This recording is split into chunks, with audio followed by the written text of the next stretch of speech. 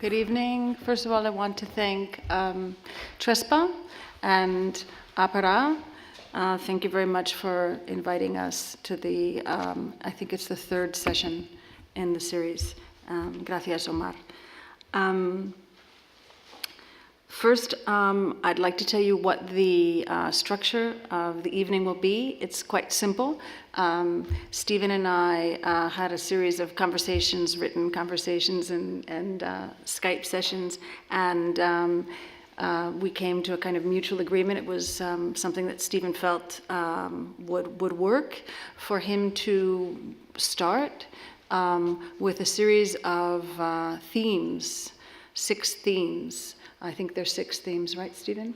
That he will expose with images over about 40 minutes. And then I will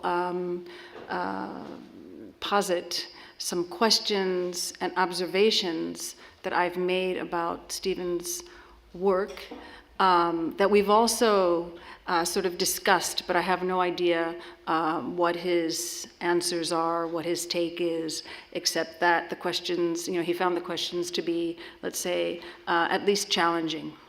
And so that will sort of round out the hour. But I should just quickly say that Stephen, besides being obviously a practitioner, is a teacher.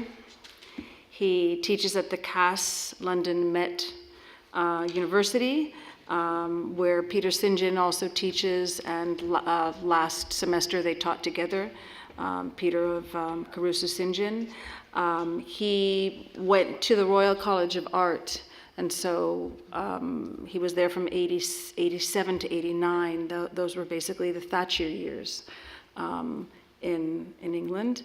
He was a schoolmate of Stephen Bates, with whom his office is now collaborating with Sturgis and Bates and Allies and Morrison on a large housing project. So that's sort of one kind of tie, because Stephen worked for us in 1989, and we helped him as executive architects for a house he designed with us in collaboration, in cada case, about 10 years ago. That's another connection. But I should point out that Stephen, besides his active teaching right now, is also honorary professor at the University of Nottingham. He's also taught at the AA in Lausanne as well. So there's a very sort of strong component, teaching component to his work, which is mostly concerned with let's just say he's considered for 25 years the problem of housing, or the issue of housing, both in built work and in unrealized projects. So that is a very strong commitment. In his words, with a continuing commitment to architecture's social dimension, as well as its capacity for artistic and cultural expression, we recognize the collective process by which buildings and cities are made as part of an ongoing economic, social, and cultural continuum. Besides other issues of a more emotional type or pictorial type. I just recently read that Stephen was the first jury member to be chosen for the Architectural Review's AR House Award.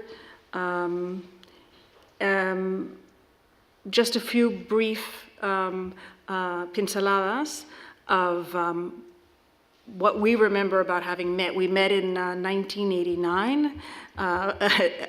We seem to think that Stephen stayed at the Hotel Peninsular in Carrer de Sant Pau, not far from the Hotel España, not far from Palau. I happen to know that this might be a spoiler, but I happen to know that Gaudí is one of Stephen's favorite architects. We were both very moved when we saw the Listen Gallery by Tony Fretton, which, according to Stephen, was on the cover, or was in The Guardian in 1991, and I saw it on a monograph that Monica Gilli did a monograph on Tony's work which came out here in 1995. Anyway, that then through a series of other events in Stephen's professional life and in my professional life, there were other kind of things that dovetailed in. So I would just like to say that it's not so much that there's such a clear affinity in the work we make or in the opportunities that we have had or in our cultural baggage or who we are, but I have followed him with great admiration and I have learned from him. And so it's not a surprise to me at all that some of the people that I have come in contact with through Stephen, I must say, and Jonathan, one being David Grandorge, with whom we're shortly going to be collaborating. Fernando and Stephen Bates are working on a book that has to do roughly with cateches. We'll be collaborating with David Grandorge, the photographer, who also teaches at the CAS and is an architect. So it's not necessarily that revealing about the kind of work that I've done with Fernando and the work Stephen has done, but it is about a kind of, I'd say, filtering of this sort of interest that has emanated from the work that Stephen does. And I will leave you with him now, and I'll just let you know that the first thing that I saw was this little book. And it's interesting that the book was published in Canada, but it is about the work of in residential. It's on living in London and Tokyo. Stephen Taylor, Rue Nishizawa, excuse me. I will leave you with Stephen for the next 40 minutes. Thank you. You're welcome. Thank you,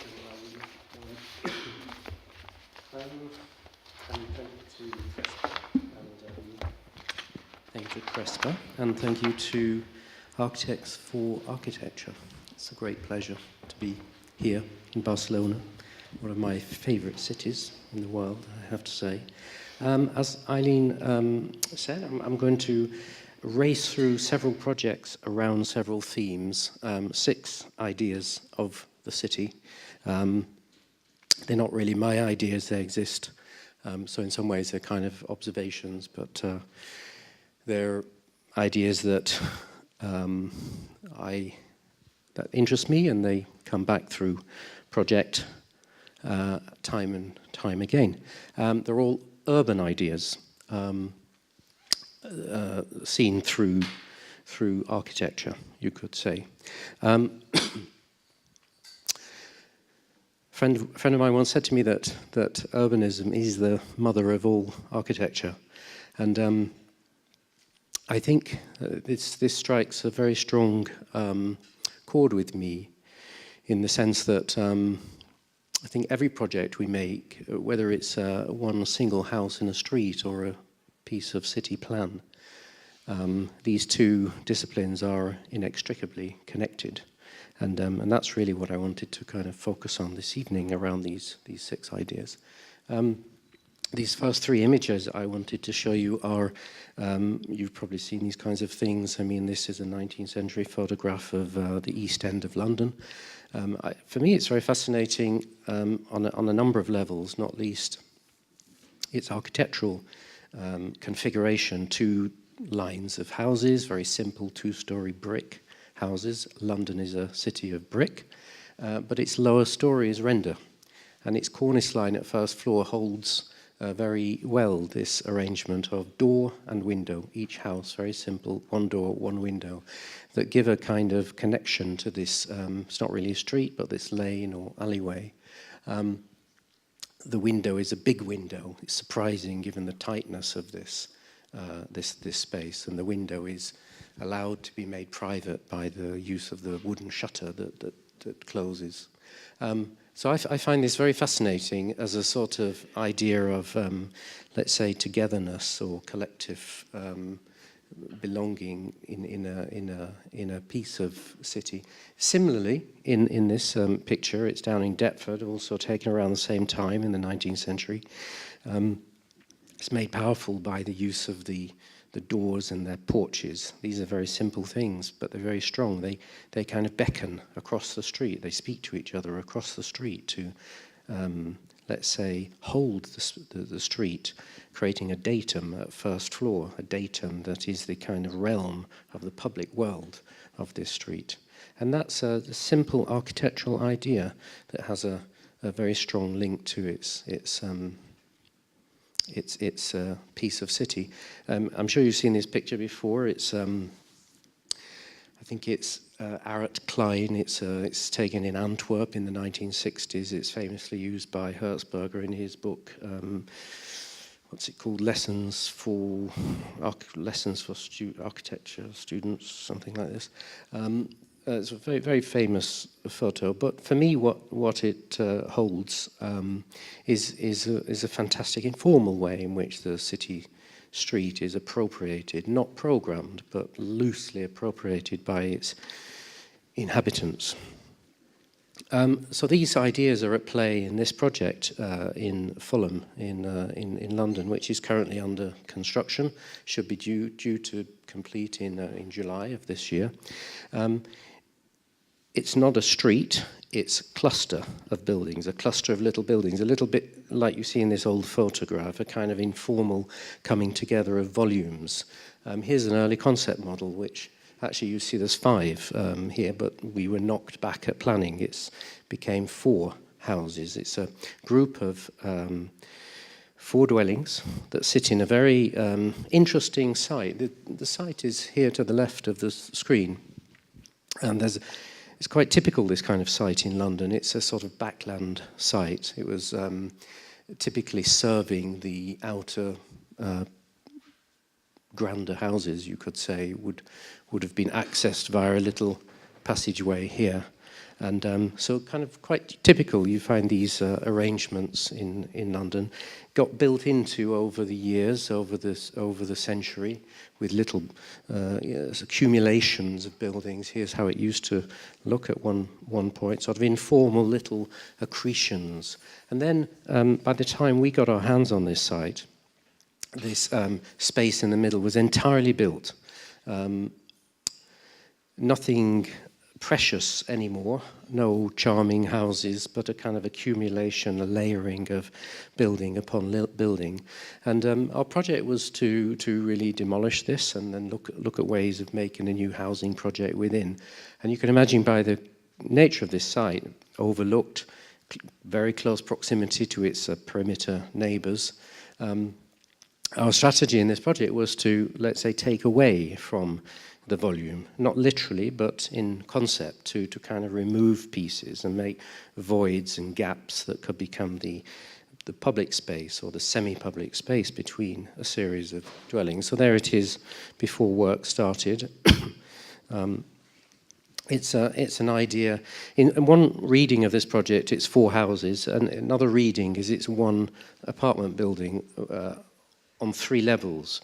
That at low level, that in fact is all joined together, but as it hits first floor and second floor, breaks up in terms of individual volumes. So it's A, B, C, D, so 4 houses. Here's a mid-level plan, a kind of entry-level plan. In fact, you see from this, is that strong?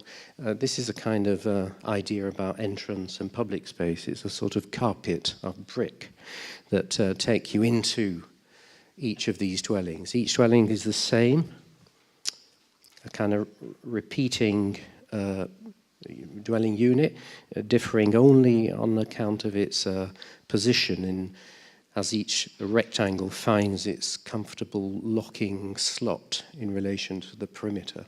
So you're seeing this is the mid-level, as I said, 3 levels to these dwellings. You're entering on the mid-level, and then you go down to the social spaces, and then up to the living space, living spaces. Here we're looking into a view at the point of entrance. So you see it's a 3-story house. very simple houses, very familiar kind of, very familiar scale of volume to what you find in this context. So here we've just descended to the lower level. You see here where the volumes can join and link together. And here you see, because of the way this is working in plan, each house is actually a little bit different, but holding back from the southern edge, so the south sun is able to penetrate deep into the courtyards, the little patios, you could say, at the low levels of these buildings. So, I'd mentioned it's almost complete. It's very hard to photograph at the moment because it's wrapped in scaffolding. It's a very hard project to photograph anyway because it's, as I said, right in the middle of a group of buildings, but you start to get this kind of tantalizing sense of proximity, this kind of world of intimacy between one house and the next. But because this is a project built today and we have quite strong regulations in London about things like overlooking and fire separation and these kinds of things, we had to take great care to make sure the window on the boundary of one house doesn't look into the window of the boundary of another house.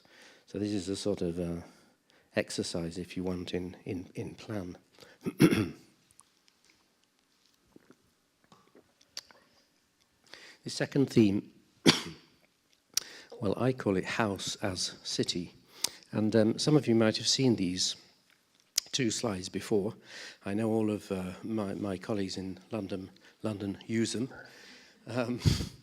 But actually, Fred Scott is the person that introduced us all to this combo of slides.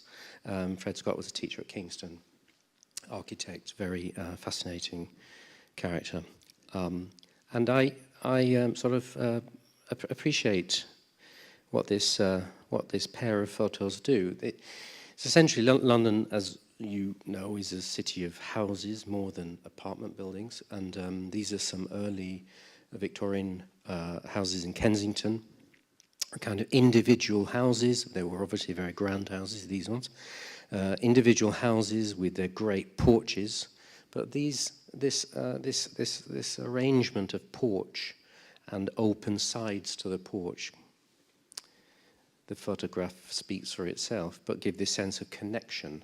It's almost like a kind of colonnade to the city street. And I like this idea that that a project of more than one house can be at once for the individual, but also for the collective realm. And this is a project this is an idea that's at play in this recently completed project in London. It's a terrace of houses, social houses. It's built for the council that in many ways continue the taxonomy of elements. And we're very interested. I'm just going to jump forward a little bit. Here you see it in its context. So in fact, it was a bomb site during the war, and the continuation of the 19th century terrace was lost. And in some ways, this project is a kind of putting back something of what existed on the site, albeit reinventing the terrace type, or reinventing, could say, trying to kind of rethink in the sense that it would have historically had one house less, and our clients insisted it must have one house more. So these became very thin houses. So I just jump back. Very thin houses, meaning that the traditional circulation structure where the stair would rise up the party wall was not made possible because of the narrowness of the house, 3.7 meters party wall to party wall, compared with what would traditionally have been something like 4.6 meters. And so various inventions came into plan. I won't go through them, but the idea of trying to create generosity in something that's quite tight.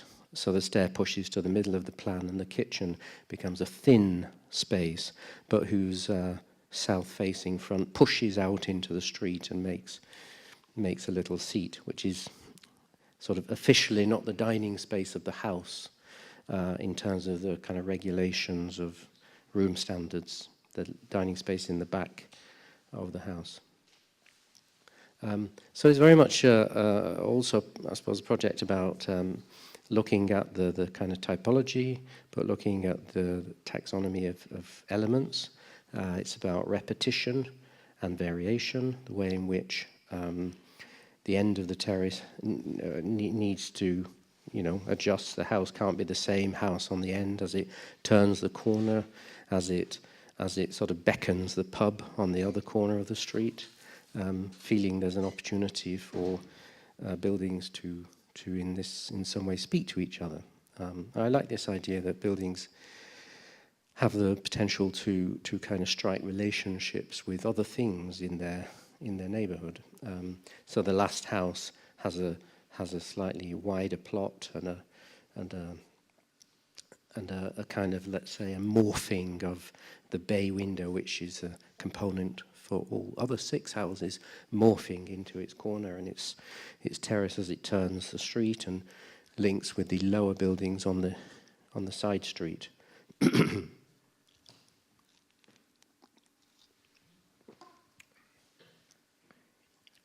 So here you're seeing the entrance to the side, the end house from the side.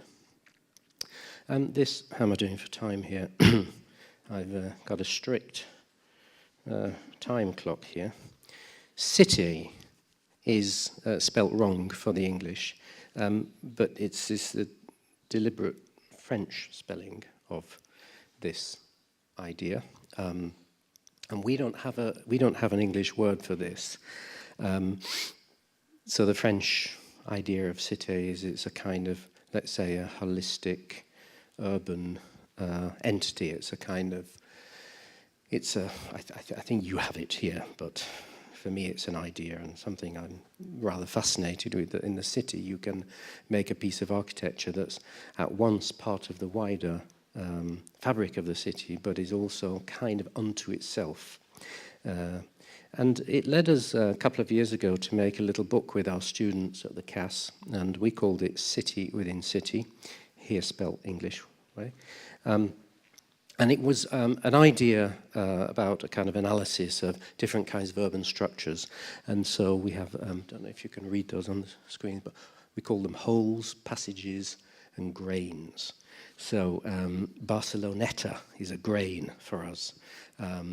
And this book has several examples of each type. Passage, this is the kind of, let's say, the arcade, or Walter Benjamin often described the arcades of Paris as sort of worlds within worlds. So it's this same idea that it's something within, something part of the wider city structure. And holes are courts, if you want, or the Palais Royal is a Palais Royal in Paris. The Place Royale is a hole in a sense. Barceloneta, and one of my favorite things, maybe we might come on to talk about that later. And this fascinating project in Paris, so some of you, I'm sure you know it, it's described as Rue Eugene, and it's basically like a kind of microcosm of the city of Paris. I mean, it's made of all the things that Paris is made of, buildings of this scale, its roof forms, and in some ways it possesses all of these ideas of grains, passages, and holes. Passages being links that connect the inner courts. It's like a kind of Berlin Hof project, I suppose. And what's good about that? What's interesting, you might ask?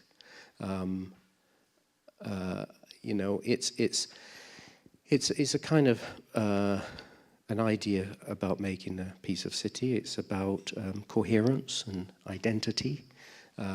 It's not closed to the wider city. It's connected. It's part of the city, but it's something which is distinctive and unto itself. And maybe this is a good idea for urban design, for master planning, for the creation of a new neighborhood or something. This idea of cohesion and sameness.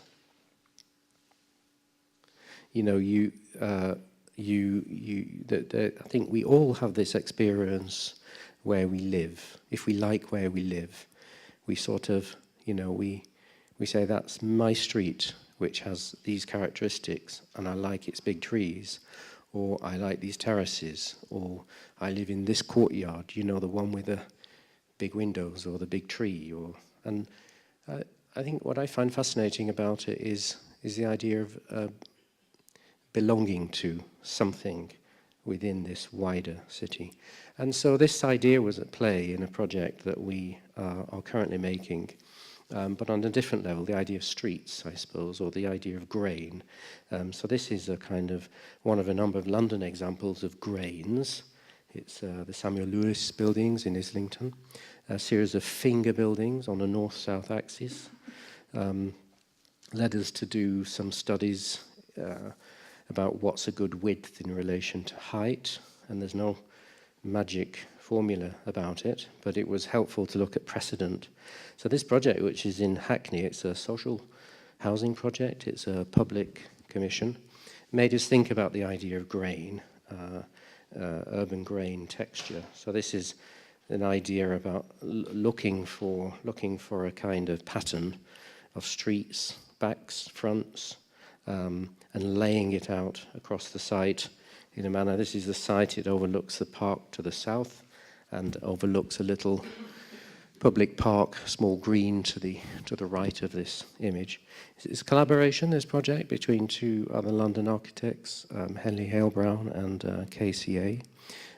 This is quite common now. We're finding in London a lot of practices are linking together to bid for larger projects, whereas, you know, in the past, large public commissions like this are only really open to very large practices.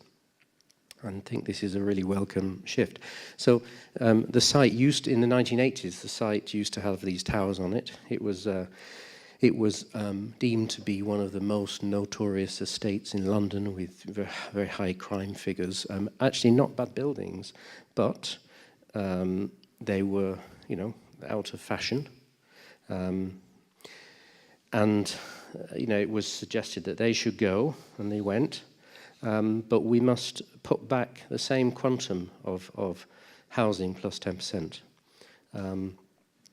I say they were all demolished apart from one, because it had moved into private ownership by and large, and the residents really liked it. So sometimes strange decisions like this happen on the part of some client bodies, and client bodies change over time with different personnel. Anyway, the site was cleared. I just make the point that this is a 19th century map, and it shows, in fact, that the site previously had a very different urban grain on it. It's a site that's been built and demolished and built a number of times in its history. So it's kind of on round 3.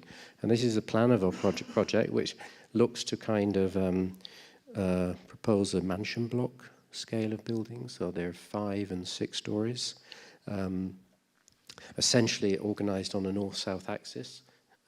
Dual aspect dwellings with east and west light, apart from the building that overlooks the little park on the right.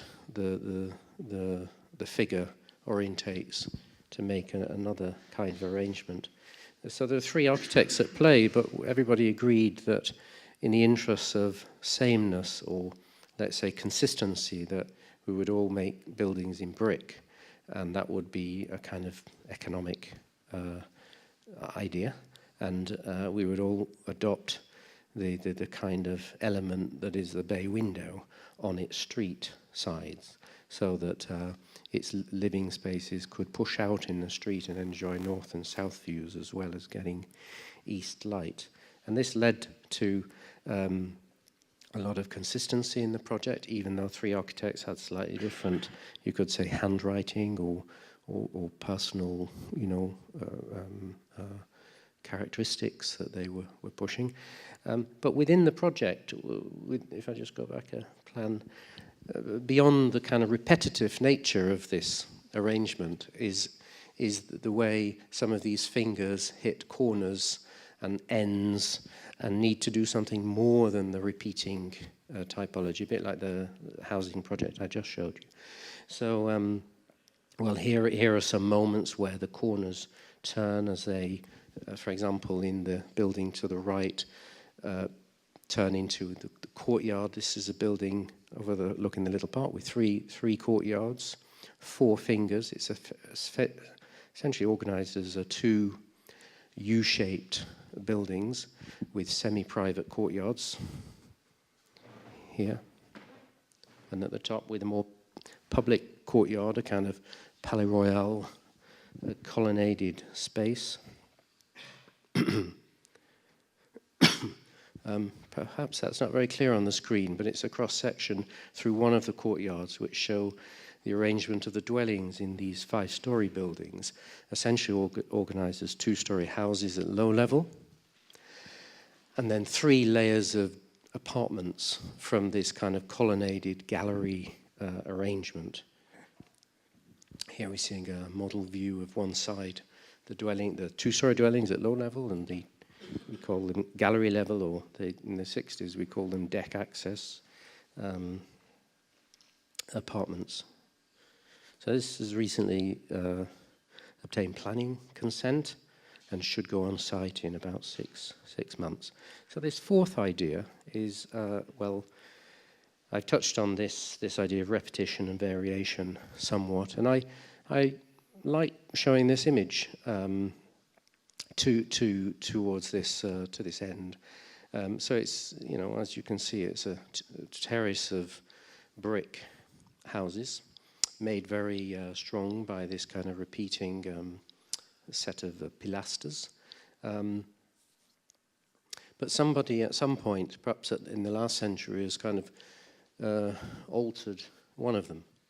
And I think what this idea of repetition and variation is about, in my mind, is let's say, an idea of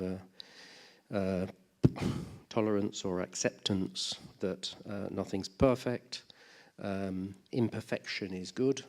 You know, sometimes things need to be spoiled to enjoy the whole. So I don't say it's spoiled, but I enjoy very much the way in which this variant component is held within this. I like also one of the dwellings has a shop in the corner, but it doesn't take away from the holistic whole. I like also the way the traffic engineers have put the zebra crossing here, as if they're sort of, as if it was somehow deliberate. It's clearly not, but this is a kind of happy coincidence. It's a non-deliberate. It's not been a designed set piece, this, but I think the photograph reveals something about a kind of tolerant, absorbing way of letting architecture be, and not to be too contrived. Or this is a sort of the same idea in a different form. It's the fishermen's fishing net huts down on the south coast of England near Brighton, and I mean it speaks for itself. But it's, they're all the same, but not quite. They've all got very similar characteristics. They're all tall and thin. Some are slightly taller. They've all got pitched roof, but some orientate in slightly different ways. And what you see in this image is you get a kind of sense of oneness in a project. This is not a project. This has happened over time. But if this was a project by an architect, you could describe it as having a kind of coherent whole within which is a tolerant absorbing of difference. And this touches back on this earlier idea about, let's say, individualism and collectivity. This idea is somewhat at play in this project we made a few years ago. It's some houses in Surrey, in a little village very much a kind of brick village. It's really only two dwellings made of 3 forms over on the right of this picture. It's made in brick. It's deliberately chiming with. It's a very ancient village, which is very protected historically. It's a conservation area. There's things you can't do and scale, and the planners are very preoccupied with this, as they should be. I think it's not something to destroy with contemporary architecture. It's something to kind of preserve and to see how it's possible to add something new whilst continuing the spirit of a place. So you see in the image there, it's also possible because it sat within a zone the village was deemed to be accepting of expansion. Otherwise, it would be very hard to build in this village. So it's a village made up of this stuff. It's clay and clay. It's tile or it's brick, but it's clay, and it's very rich and materially rich. It's sort of intoxicatingly one material, and this image on the right is kind of typical of the way waste material was used in its kind of garden walls and village perimeters. So you see sort of bits of brick and bits of tile and lime and rubbish kind of mixed in, and this all adds to the kind of sense of one material. This project is about one material at play. Why use 2 materials when you can use one? Or, I think this is a problem we see these days, because we have so much choice in front of us in terms of what we can make buildings from and where we can obtain our materials and the market, and how it's possible to buy products from this part of the world and ship them at lower cost and so on. I'm ranting here, but this project was sort of, I suppose, enjoying this kind of simple one material idea. How am I doing for time? Okay. Anyway, I'll just whiz through these, but it's 2 houses, but it's actually a group of 3 volumes, because it was about trying to make buildings of a scale that are part of this village morphology. So it's about scale of buildings, it's about material intensity or singularity in the way the waste material was used to form the lintels and the sills, so no second material at play in the project. They all have wood-burning stoves, so it was a nice opportunity to make vertical things as part of the composition. Chimneys. So this next theme is called urban figuration, and I know you will have seen this image by some of my colleagues as well. But what I like about this is a house by the Adam brothers on the right.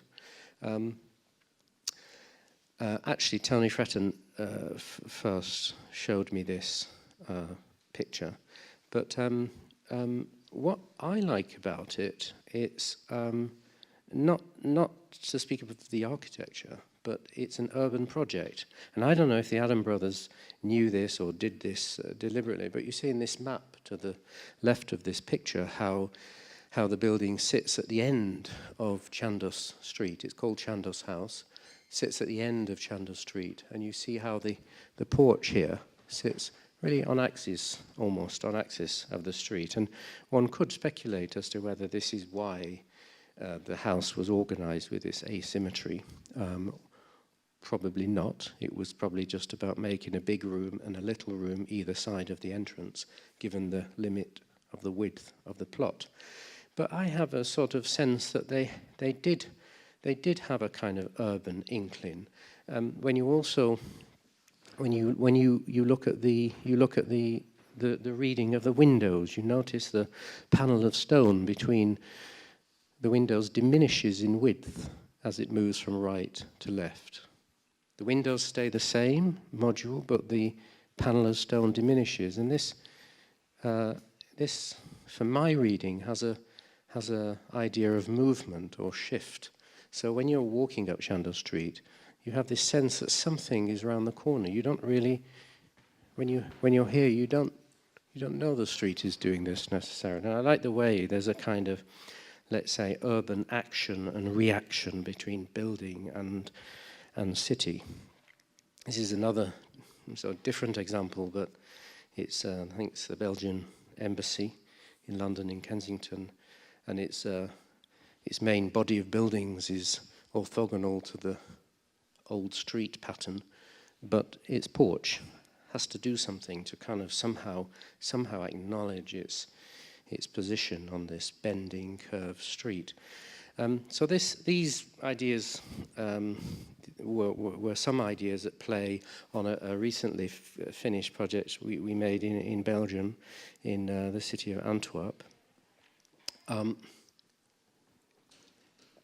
This is a housing scheme. It's a housing scheme which I'll explain a little bit more about, but it's an urban building and it turns a corner.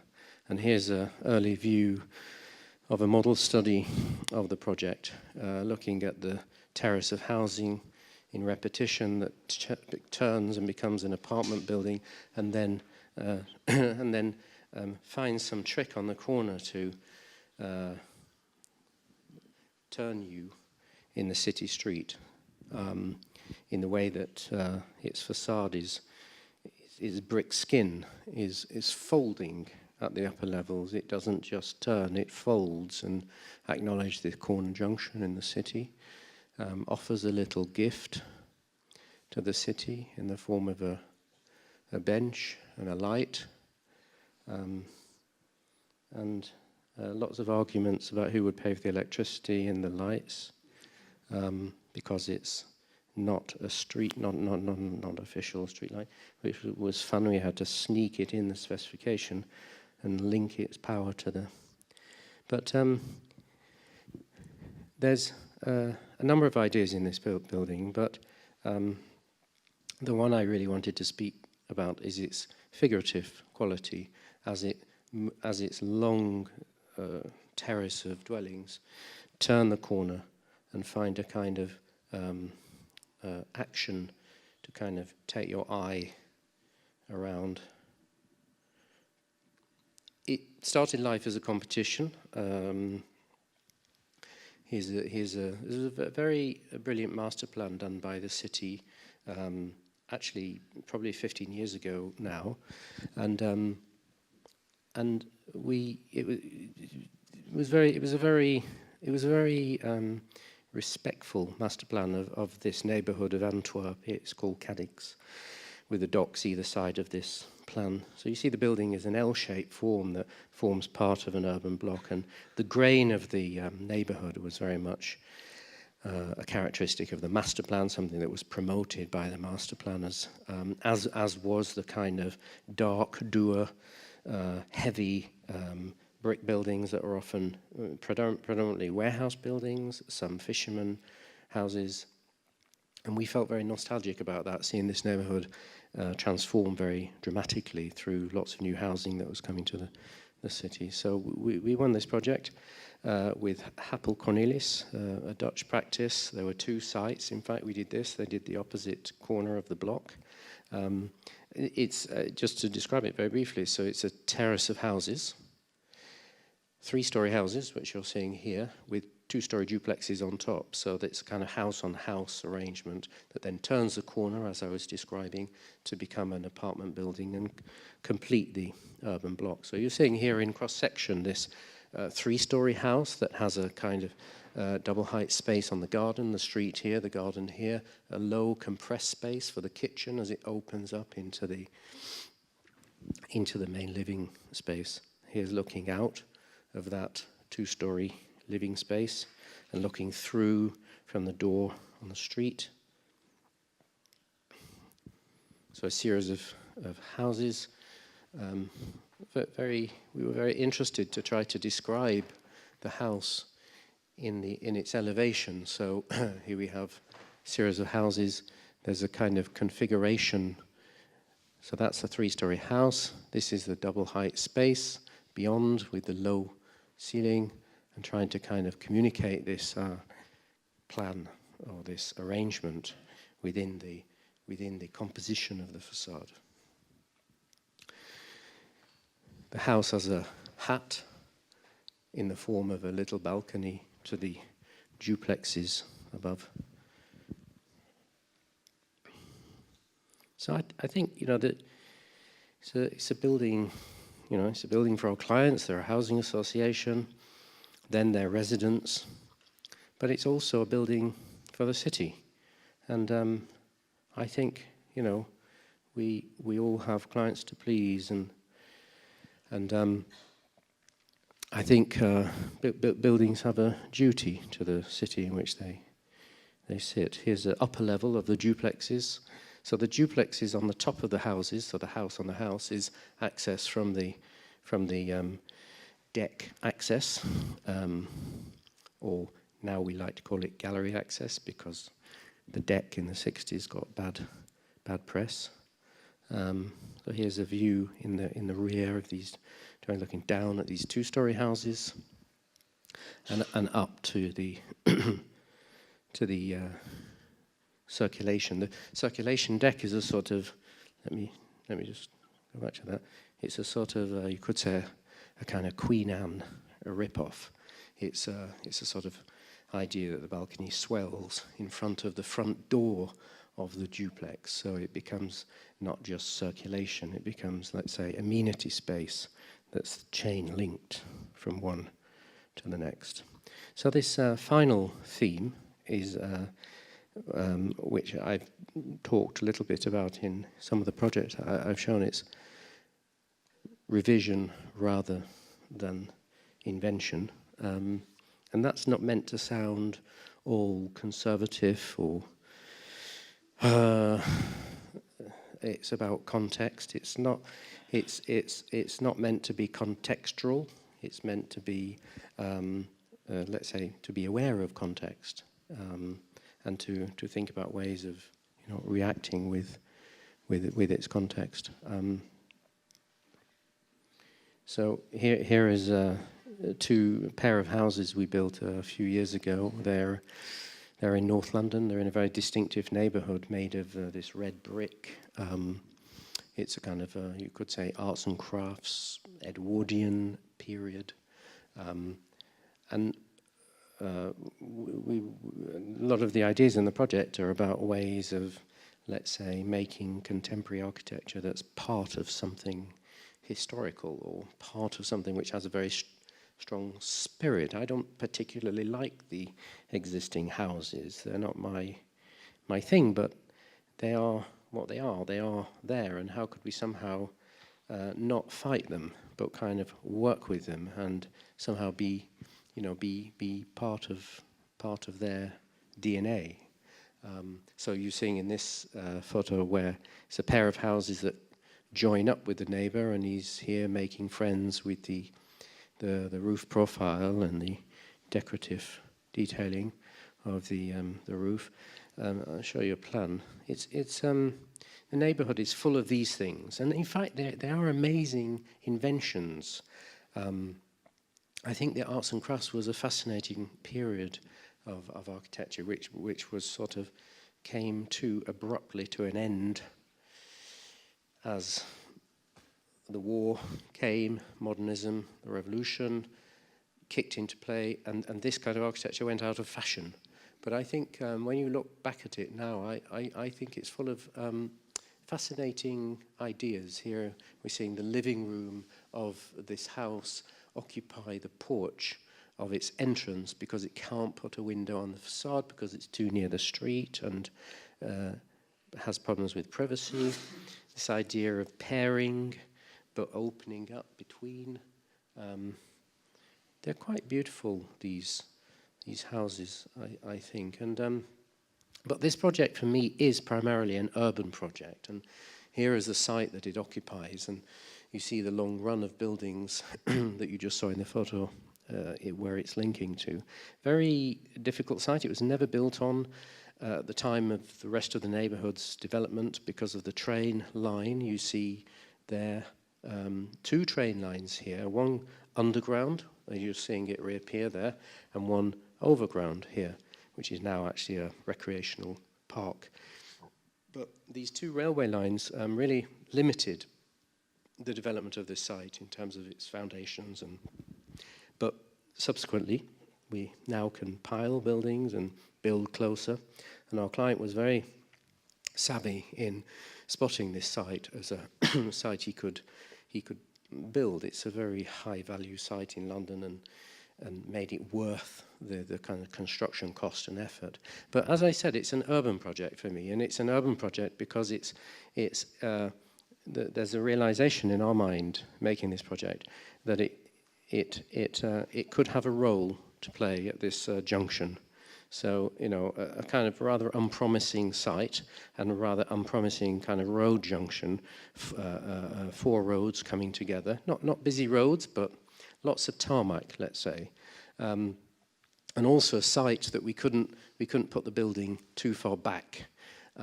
So in fact, this project pushes to the front. Maybe I have a plan coming up. There's a view of it from the overground. So here you see in this plan, it's kind of pushing the plan right to the front of the street, whilst other dwellings in the neighbourhood have little zones of garden. But this doesn't. It pushes, and it makes its front quite urban, you could say. And one thing I liked about that was the way it would compress the road junction. So rather than doing what you might initially tend to do and pull back from the road junction because of its very public nature, confront it, push forward, grab the public space and make the building the kind of face of the city street. You know, it plays with the idea, it plays with this arts and crafts world, but it also plays with ideas of, let's say, threshold, and looking at, because it's pushing forward, we adopted this idea of the stoop, which is not so common in London, but the idea of the stoop becomes the threshold between inside and outside, between public pavement and private interior. So I won't describe the plans, other than to say we had a very special client, Roger Zugolovich, who is an architect, but also a developer, and we might discuss this later, but very preoccupied with split level arrangements. So did not want living room, dining room, kitchen on one level, but this was a criteria put to us in accepting this brief. So here you're seeing a cross-section through this, through the plan. Consequently, the stair becomes quite a complex thing, as it has to drop you off on half landings as it goes up through the plan. So this idea of split level was really a requirement of this brief with this client. So it was quite a challenging thing. Finally, I'm going to show you sort of it in the same spirit, same vein of this theme, this project which we finished. It's kind of an ongoing project in a way. So it's for a client in Somerset, and it's part of a wider estate that had been in his family for several generations, where buildings had kind of accumulated, and there was a strong sense of civic interest. So this is a simple horse stables with an interest in Palladio, and that was, I think, 200 years ago, and several buildings on the estate, and this is Palladio. He was good, and he I think this our project I'm going to show is a cowshed, and it's an agricultural building. It's and it also has a kind of stoa, or a kind of public front to it. It's also a project about material and resources and using available stuff, using the material of the ground. So it's made from, it's concrete, but it's made from the sand and the gravel and the stones of the site that are then mixed and experimented with. I'll show you, I've got these slides in slightly mixed order, but the project is, I'm showing this project because it's an urban project. In my mind, this is an urban project. This is a view, I'll come back to this. This little obelisk here is by Peter Smithson, and that was a project that was commissioned maybe 15 years ago. This project, as I said, it's a cowshed, but it's a cowshed that has a kind of threshold in front of it, which is also a kind of stoa, a kind of barcaza. I mean, Palladio referred to it as a barcaza, a piece of circulation that was attached to the front of a big volume structure. This cow should be on the other side. He's got out, come out for the picture. So it's a cowshed, but it's, if there's a plan coming up, sorry, I'm just going to zoom forward. Oop. Maybe, how's that plan gone? Is that, oh yeah, it's there, I can't see it on my screen here. I'm not sure how clear that is, but there's a master plan of sorts, a kind of, let's say, a site-wide strategy. Here is a cowshed, here is another building that we recently finished. Our client for this project is Neil Hobhouse, who has created Drawing Matters, you might have heard of, cultural institution for collecting of drawings, but doing all sorts of other fantastic stuff. He's a kind of, should be an architect. He is an architect in a way, I think. He's very interested in architecture. He's commissioning lots of different architects to do different buildings across this estate. He's had Alvaro Caesar do a project here, Hugh Strange make a project here, Clancy Moore are refurbishing these buildings. So it's a sort of lifelong passion for the subject, and a passion that I think's run through his family for some generations.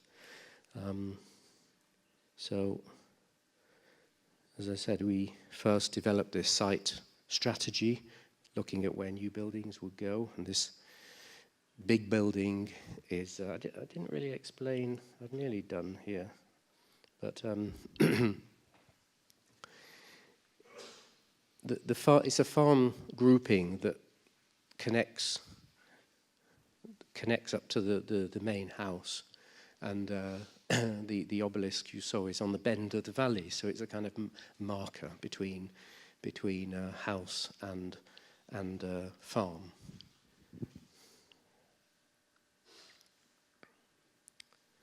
And so the cowshed sits as a sort of threshold between the grouping of farm buildings and the valley beyond. It also sits on the east side of the farm against a kind of watercourse. So a series of big buildings exist on one side. This was a sort of experiment in how to make it. So we were very interested in the kind of soft yellow stone of this part of Somerset. But we knew we could not afford to open the quarry again and start to use that. So this was an experiment to find a good mix and a good colour, which has variant degrees of cement, no steel, just 80 centimetre solid concrete. So this was an experiment to search for the kind of colour and the texture that would somehow resonate with the other stone buildings. But then brick is at play in some of the finer agricultural buildings. And the second building we made, this was Inigo Jones inspired junction between long elevation and short elevation. I struggled with this for a long time, and then I went to see Inigo Jones in Covent Garden, who had the same problem, and he did this. So I think it's okay to copy, really. Just, it's not copying, but I think there's no new ideas, really. Caesar says, architects don't invent, they reinvent what they know, what they see. And that kind of chimes with me, that phrase. I like that. So here you're looking across the cowshed through the other building we made, which, as I said, was a brick building. And there are on this side, on the west side of the valley, some small, finer, more, you could say, human scale agricultural buildings. Thank you. Eileen.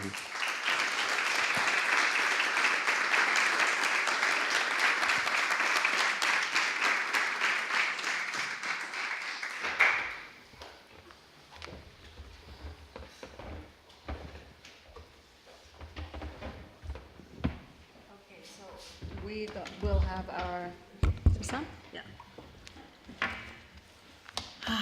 Thank you, Stephen. So I have my prompts, observations, and questions, starting with this image. So Stephen, okay, we'll do this in a quarter of an hour. Could you name 3 buildings that were particularly influential when you were studying or at the inception of your practice, or architects or artists, or books or publications? Would it be fair to say that you were part of a group of British architects of a certain generation with common interests and views stemming in part from a particular socio-cultural moment? Do you have someone you consider your mentor? Ooh, that's a big question. Oh, that's lots of questions. Mm-hmm. Well, since I'm here in Barcelona, to the first part of that question, and you did mention it earlier. I mean, there's so many things one could cite. If I was in England, I think I'd be going on about the arts and crafts. But I have to say, very early on, since your question was Gaudi, and in particular, maybe this sounds a bit not a good answer to this audience, but I have to say, Gaudi, and in particular, Colonial Güell, was one of the most powerful things I saw when I was 20. Kind of incredible. I mean, I don't like all of Gaudi's work, by the way. I mean, some of it for me is far too, kind of sugary and sweet. But I think Colonial Güell, Casa Mila are both incredible things. But Colonial Güell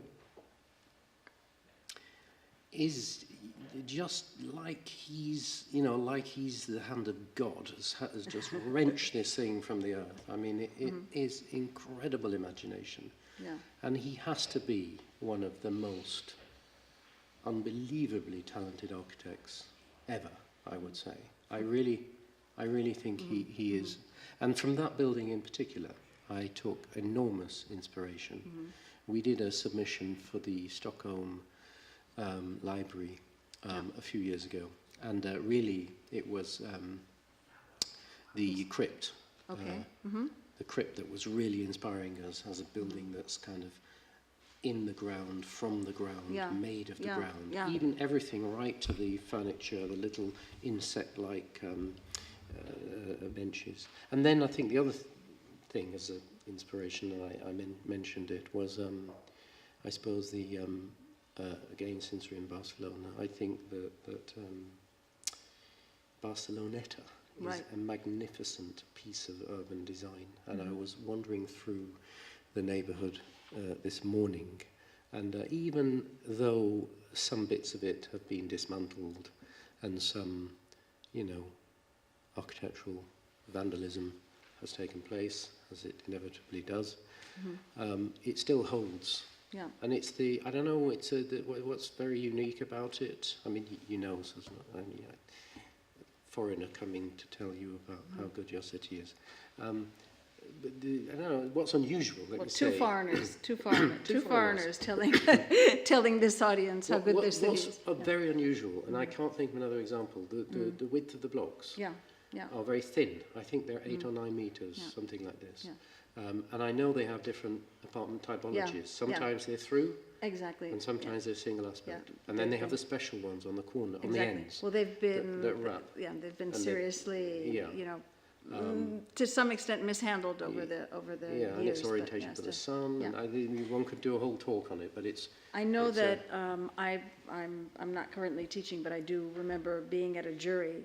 I think Pere Joan Rabayat and I think perhaps Josep Ferrando and Javier Vendrell, and their site was that site is used for a lot of proyecto final de carrera, you know, the final projects, and for studios, housing studios. Well, not this. What I mean to say is that Barceloneta, as it comes to the sea. I think if you had to choose one city as a student to learn about architecture, after Bath in the UK, which is also amazing, it would have to be Barcelona. Yeah. And the other part of your question, The other part was which just I haven't really answered. Yeah, well, we can continue, or Yeah. you know, I mean, I know people in the audience. Some of the audience might feel that there's like you talked about a DNA. There's a kind of DNA to your generation of a certain part of practitioners of your generation who are currently working. Often teaching, curiously enough, in Europe. Caruso St. John, Sergison Bates, Jonathan Wolfe, who unfortunately we lost, you know, the sort of mentor of whom might have been Tony Fretton or not, David Schifferfield to some extent. There's a kind of a, but I was just curious to know whether or not you felt you had a mentor. A mentor. Bagel. Yeah, Florian, now sadly not with us, Yeah. was an important figure, as Tony is Yeah. an important figure. I think all of those practices you mentioned have all grown, let's say they've all started their practices out of a very particular So time. now that we're on that subject, and we'll move to the next subject right now, but I mean, I've almost all of these architects, or many of these architects, particularly Adam Caruso and certainly Stephen Bates and Jonathan Sergison, all write. Do you write as well? A little bit, yes. Anyway, for those who might not know, I'm going to go on to the next slide, but the building we're looking at is the Listen Gallery on the right by Tony Fretton. That's 1991. And this was the cover of the Gilly book that I mentioned earlier. And the book to the left is probably, at least for me, really one of the most important 20th century urban projects in London, which only a few years ago was the subject of a kind of sort of slight, not scandal, but it was going to be renovated, changed, modified. It's the Economist building by Peter and Alison Smithson from the early 60s. I think we can move on. I think you all know that there was an exhibition recently in the Colegio de Arquitectos, and this was a little bit about the way architectural ideas were moving in Europe, and you know, in the up through the time of until internet became a factor. Anyway, through books and magazines, and this is sort of the other direction. The fact that Quaderns under José Luis Mateo and Eduard Bru moved outwards and pulled information back and forth from Northern Europe and the Iberian Peninsula. So this is how I first saw your work, Stephen. You know that. Some ideas on living in London and Tokyo. It's actually has finger marks on it because we had it on our main table in the studio for a while, and then later we were able to look at your work in a later publication published in Europe in Luzerne. But I'm just quickly want to ask. So you say that amongst our interests lie a strong concern for the direct emotional effect that architecture can have through its physical and pictorial presence, material association and constructional directness. So I've noticed a vein recurring through your work, which I could sort of sum up as the invention or reworking of elements, lintels, sills, doors, stairs, columns, you know, and their careful deployment to kind of heighten or mark, or even bring civic character to the buildings. I think you talked about that. You kind of elevate, I think, in a way, the everyday in the domestic and public realms. You give something back. And so I'm just quickly going to just go through a series of images that those in the room haven't seen very, very quickly. This is the porch in Chance Street. Here you've got this entrance port with a folded metal screen, the stair at the back of the site. This is in Shoreditch, I believe, or yeah. And in this particular case, those were 3 small houses. This particular project, which is the Charlotte Road project, House on Work, you've got a door which you say is like a great castle, nails bent and bashed into the sheet metal, which we see here. The Craddock cottages, which you talked about, your use of the brick, the sort of remains, and then the kind of cast lintels and sills. Or in this particular case, and in other projects you've shown us, the precast concrete elements. So you're sort of dealing with the hand industry, the making of parts of the projects with materials of your devising, really. What can you tell us very quickly so we can sort of go on? Because I think you've already pretty much touched that subject. Mm-hmm. Is there something you want to add? When you're asking about elements, I suppose I take my inspiration from things that are there, and these are all ideas that I've seen and like to see what I can do with, in a way. So this image on the left is extending an existing house that's made of all the same things. Right. These kind of grand sills, these particular configuration of windows, this chamfer geometry, this same brick, not exactly, but there's a kind of closeness. So I think. Because I think in what we've seen in the new work that I hadn't seen yet, it's almost as if that is getting almost multiplied. Some of the porches, the marquees, benches. There's any number of iterations of elements that you can begin to make, as building components. Yeah. Mm-hmm. Lots of architects are always striving to be different.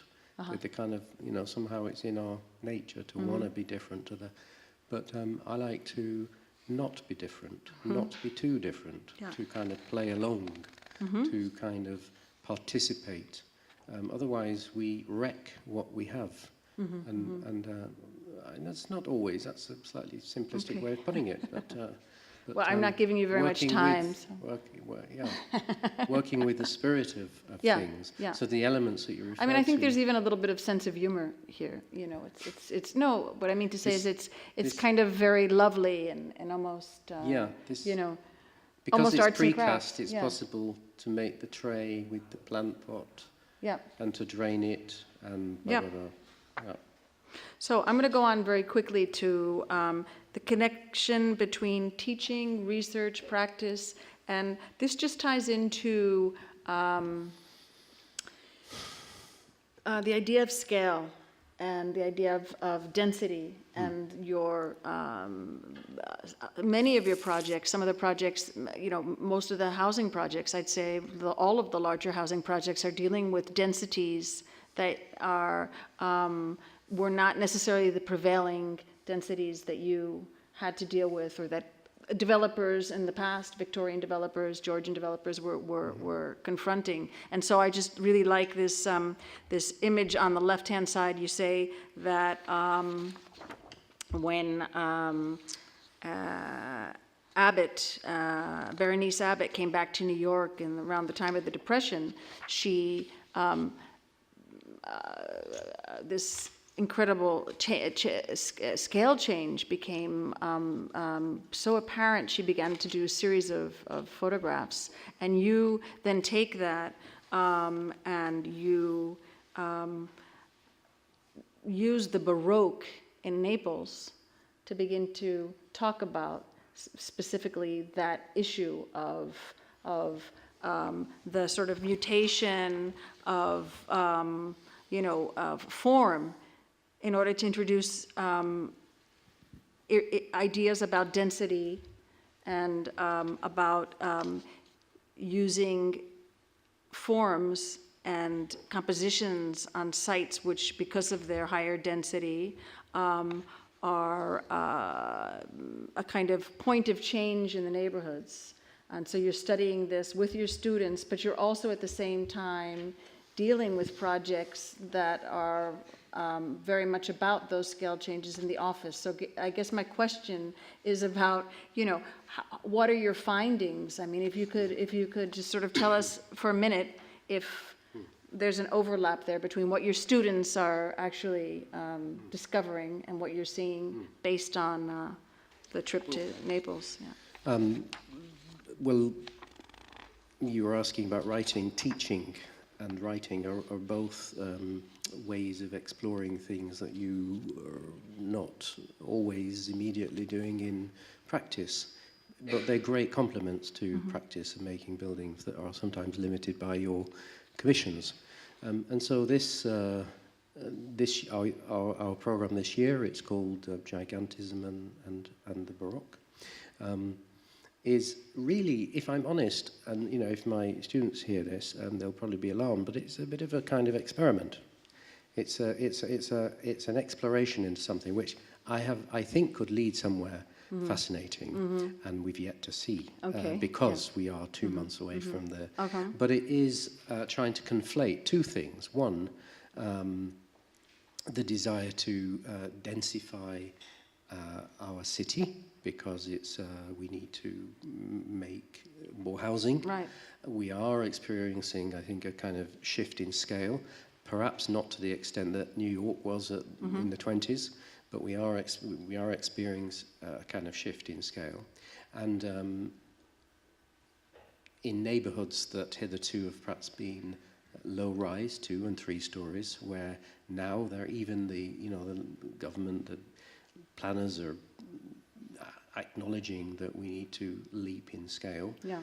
So 5 and 6 stories, 7, 10, 12 stories is sometimes thought okay now, whereas 5 years ago it definitely was not. And I was interested to set a project for my students this year, which in fact is called A House for 10,000 People. Okay. It's really a piece of city, a bit like some of the kind of city projects I was showing you earlier. It's a kind of, but it's not really a master plan. It's a kind of big entity, a kind of single big element, you could say. Right. But I was very interested in the way the Baroque has lots of lessons to teach us about the way in which as we leap scale. Right. And some of those buildings in New York at the turn of the century were very fascinating because they were doing new things. They were kind of inventing, but they're also playing with 19th century facades and compositions. Right. And I was very interested to observe ideas in the Baroque where we could see familiar things, often classicism, being stretched and pulled and distorted or squeezed or amplified, and in ways that you could still recognize the kind of origin sources. And the image on the right is one of San Felice's staircases in Naples, where this giant order, this is just a staircase, and it's just a staircase that takes you to some apartments. Exactly. So I was very fascinated by this, the way this rather simple utilitarian element is heightened and made grander by its scale. And it's double, it's kind of double set of... Yeah. And this is kind of very fascinating in housing design, you could say, because make a staircase like that and people want to walk, well, definitely want to walk down it. Right. Probably want to, it's such a delightful, Yeah, spatial, it's yeah. like a kind of unfolding... Apparently colonnade. there's writing about this was he lived here, and this was Fort Amore. It was Fort Amore. It was outside of the city walls at the time. Yeah. Well, now it's in the Rione Sanità. I think it's Yeah. called Rione. Yeah, I believe Anyway, that's right. it was meant to be a place of encounter and meeting. I mean, even in writing that was found about this staircase. Exactly. Yeah. And that's a nice idea for Yeah. a staircase Yeah. in an apartment building that needs to be there for, all the functional reasons, but it's more than just that. Yes, now I'm going to segue very quickly to the urban project that you said is in the countryside. I believe the obelisk by Allison and Peter Smithen was moved It from has its been moved. position It has, to, which is this position here on the left-hand slide, into the space between your cowshed and, let's say, the hay barn. But not only that, Neil Hobhouse, after having seen, I guess, the exhibition in 2014 at the Royal Academy, courtyard, that piece there by Sensing Spaces, this piece by CISA, which was an installation, was then moved to Hauser and Worth in Somerset, and then finally its home is now also. So this is about kind of collecting, and as you talked before about Hobhouse's incredible collection of drawings, his relationship with Cedric Price, who was pretty much his first friend and guru and fairy godfather, who sadly died in 2003. So you're following in the footsteps of some pretty incredible thinkers and makers. Here are some drawings by Cedric Price. There's not enough time to talk about the really interesting, but sort of, I can say that these were meant to be spaces then that were actually temporary sort of sheds, because he would have put everything on wheels if he could have. And I think Neil Hobhouse was, fascinated by his take, but couldn't, follow all of the principles through, but did some. And the ones that fascinate me are the fact that really, here on the left bottom, you can see that he's now got a drawing, school going on in the summer. He takes his drawings out of this absolutely brilliant collection. They can look at them, they can learn from them. These are people who might be studying architecture in the future. They might already be practitioners, architects, just people interested in drawing. And there they are on the bells in your, shed. So did you know beforehand that there was going to be opera staged in your, cowshed? I mean, not only that, but Henry Purcell, who happens to be a Baroque composer with a Baroque libretto based on Enid. I mean, it just goes on and on. It couldn't be more almost fascinating to me, I think, for you to see the life of this project as so different from the, maybe it isn't different than the life of the other projects. Maybe it's all about, latent habitation, and it's just a different way of things happening. And you're just the, almost the set design, that you've designed the set and someone else is decorating it, kind of. So how present is this project in your life? It's the life project of Neil Hobhouse, and really quickly, because we have to sum this up, what does that mean for you? Did you expect this to be a kind of event beyond being a farm and beyond being... So he was always clear when he's commissioning these buildings that they change over time. And today it's a cowshed, tomorrow it's a opera house. Today it's a group of farm buildings, tomorrow it's a village or a hamlet or a town, and in 50 years it's a city. So he was always he was always conscious, and maybe it's something to do with, his, family's history with the estate, that you become custodians of buildings for your life, but then they stay and they become other things, and he's very aware of that, and even to the point of conversations about what if it was turned into housing one day, or what if it became a workspace, could it be? And even now he's very interested in this idea that buildings, they have a role in, let's say, a civic role. They have a kind of role, they have a kind of presence as a group. Right. But their program is not something that's fixed. Because he collected architects here as well. You know what I'm saying? He collected a group of architects who may or may not have had discussions and conversations, but their buildings are having a conversation, and anyway. So that is really quite fascinating. And the last question is, what about the arch? And if we could just do this in a minute or two, I mean, I think any of us in the room today would see like these conjoined arches here are not the stoa that we're looking at here. They're not made the same way, but they're arches nonetheless. You've got the Poets' Corner, the big Harrow development. I mean, there's like 125,000 square meters of building here, But if you look closely, you're still making lanes and porches and stoops and arches. And then this last one, which I know personally because I've read quite a bit about it, was somewhat inspired by a series of buildings. I mean, I think that this Hospital in Marseille. Hospital in Marseille that we well know, and if anyone has been in Marseille, there's a building that's now being used for cultural purposes, which is La Charité. It's on the hill. It's got a church in the middle. Anyway, it's 3 or 4.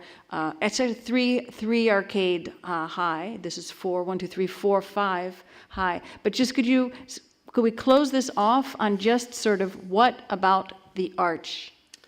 The arch, the lintel, the column, the chimney, the roof, the gable, the porch, the sill, they're all elements of architecture that are familiar to us all.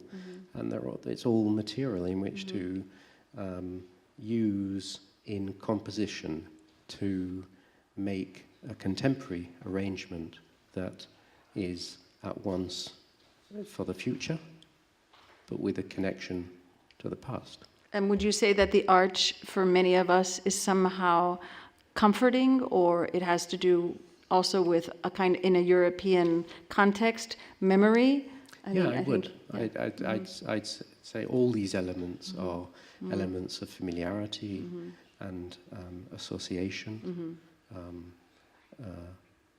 They're iconographic symbols, if you want. Well, I think we'll leave it here so that we don't tire our audience. It's been fascinating for me. I hope that everyone feels the same way. Thank you so much, Stephen. And I just really want you to know that this is the first time Stephen has addressed a group of architects in Barcelona. So I'm really thrilled that we were able to do that today. Thank you so much. Thank you. Thank you very much.